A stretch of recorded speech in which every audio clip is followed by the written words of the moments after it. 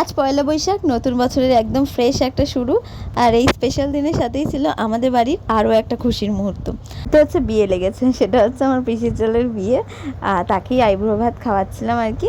তো মা ঠিক করেছিল পয়লা বৈশাখের দিনই খাওয়াবে। আর দেখো মাটন কষা হচ্ছিল, সেখান থেকে একটু টেস্ট না করলে হবে। আর তোমাদের মেনুটাও বলে দিই, দেখো 5 রকমের তো ভাজা থাকবেই।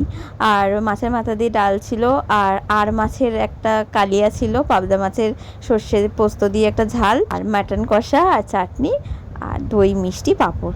ব্যাস, সিম্পল একদম গরমকালে সিম্পল খাবার। বৈশাখ মাস তো পড়ে গেছে, আর যা গরম। মা একটা গিফট দিয়ে দিল, আর তারপরে অনেক বেলা হয়ে গেছিল, আমিও খেতে বসে পড়েছিলাম। সন্ধ্যেবেলার জন্য রেডি হচ্ছিলাম, একটু বেরোবো আশেপাশে সামনাসামনি। এইবারে পয়লা বৈশাখে তো অনেক কিছু একদিনে পড়ে গেছিল, আবার পূজার জন্মদিনও ছিল, সেখানেও যাওয়ার ছিল। এই জামাটা হচ্ছে আমি ওকে পয়লা বৈশাখে গিফট করেছি, সুন্দর একটা গেঞ্জি।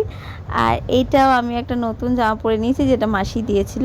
তারপরে একটু টুকটাক খাওয়া দাওয়া করলাম, আর একেবারে রাতের ডিনারটা সেরে হচ্ছে পূজার বাড়ি চলে গেছিলাম। আর আমি আর শ্রেয়া তো ছোট দেখে একটা কেকও নিয়ে নিয়েছিলাম। Happy birthday to you, happy birthday to you. তো দেখতেই পেলে কেক কাটা হয়ে গেল। আমি মানে তখন বাজে হচ্ছে 11টা, ভাবো তখন কেক কেটেছি। আর তারপরে সবাইকে টাটা বাই বলে বাড়ি। দেখা হচ্ছে অন্য একটা ব্লগে।